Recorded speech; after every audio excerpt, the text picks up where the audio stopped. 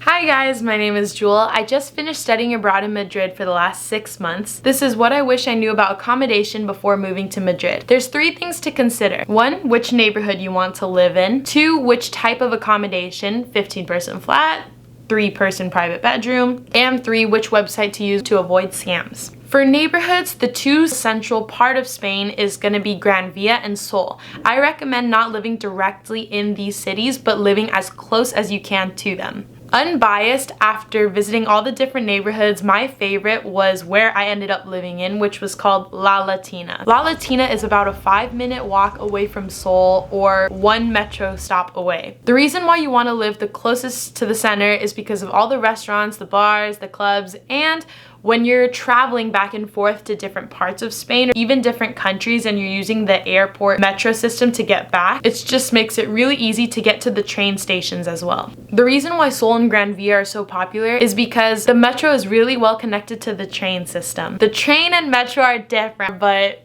keep that in mind. The stop where I lived at was called Tirso de Molina. My apartment complex was literally right above the stop. I got it through Gavin Rentals. The exact address was Calle del Conde de Romanones 14. The listed price was $14.40 for a 2-bedroom, but we turned it into a 3-bedroom. I only paid about $450 a month after utilities. So the first neighborhood I recommend is 100% La Latina. I also felt like La Latina had its own little charm and you could see a lot more locals there.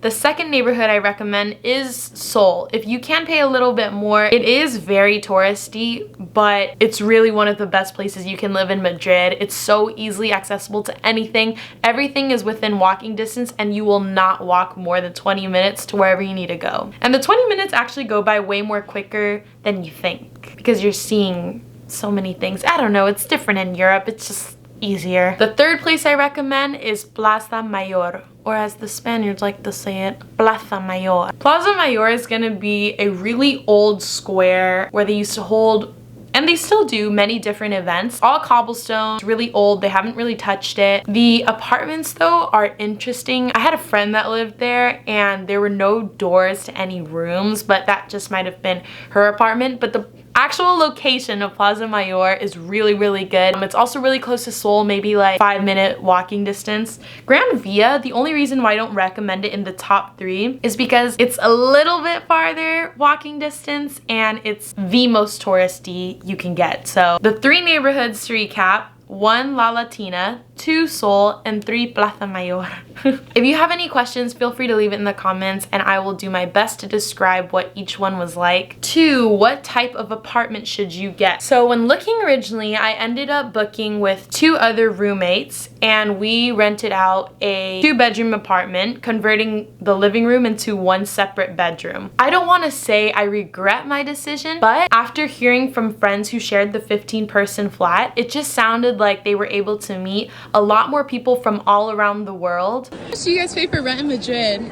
Oh, well, we're roommates. I pay about 700 euros. 369. Do you guys mind if we went to go tour it? Sure. Sure. Yeah, let's go. Awesome. So we have 15 bedrooms and 5 bathrooms, so about 3 people to a bath. So the neighborhood that we live in is called Seoul, and it's pretty much the dead center of Madrid. It's got clubs, bars, restaurants, shopping centers, cafe. Some people who live there have to commute roughly 40 minutes to an hour just to come to like a restaurant, for example, and then they have to find their way back. And Seoul has one of the biggest metro systems, so it's so easy to get to different places in Spain. But it does stop operating at 2 a.m. and although that may seem late, people do usually eat dinner at 10 or 11 p.m. And this is my room. Okay, and you pay $690? That's correct. 690 euros a month. And we are in the center of Madrid. I pay 720 euros. 720 in the center of Madrid. The center of Madrid. A lot of closet Sorry. space. Messy closet, but big bed. Nice. TV. Let me see the view. Ooh, I don't got the best view. Okay. And we get sunshine. And it was more like a dorming situation at universities. You have a lot more people to hang out with, a lot more different kinds of people, and it's fun going into a place and not knowing anybody. Even though you might be introvert, that might actually be a really great option for you to, you know, get out of your shell, meet people. That's if you're into that and if that's what you're going to study abroad for. I really wanted to learn a lot about different cultures, and I think the 15-person flat home is the best way to kind of get that university dorm experience without having to actually live on campus. That's another thing. If you take something with you, take this. Do not live at your university campus if you're living and studying abroad in Madrid. I went to UC3M, Universidad de Carlos III. It is completely dead over there. There's 2 campuses, but both of them were dead. No one recommends living over there. It's about a 45-minute to hour commute from the center, and I really don't know how to explain it except that it's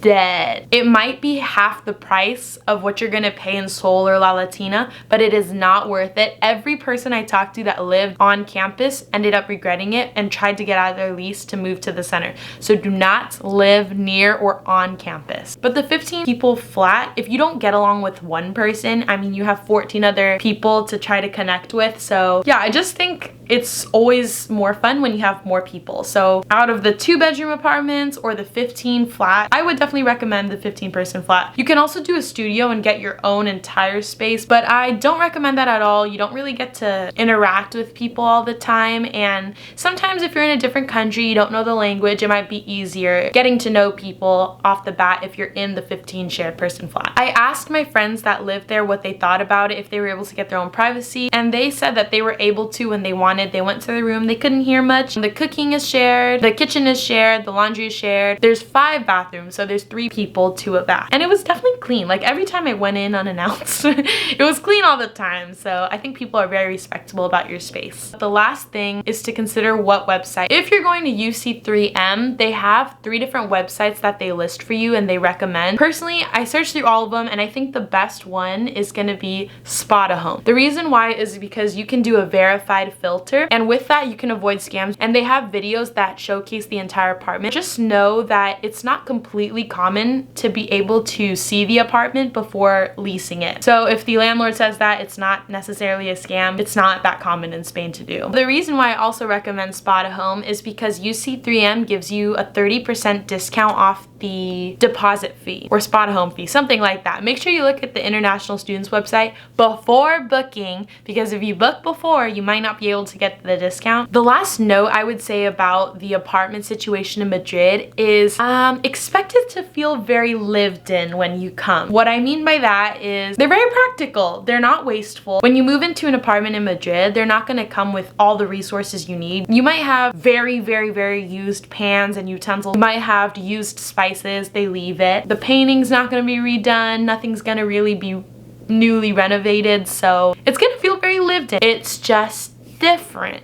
It's different. Also, the other thing about Spotahome, in the description for how the room was going to be, we were supposed to have a terrace and it was supposed to overlook the city, but we had one of the apartments that looked into the rest of the apartment building, so there was like no view. Yeah, sometimes it's gonna be like that. All the listings like that on Spotahome might be a little, what's the word, misguiding, but the general idea of the room and the actual inside of the apartment will always be accurate, but the outside might not be, so just keep that in mind. It's not a scam though, that's just how they do things. Like everybody I talk to, that's just how they do things. Battery's about to die. Just to recap, 1, live in La Latina if you can, closest to Tirso de Molina, the 15-person shared flat instead, and use Spotahome. Don't forget the discount code if you are a UC3M student.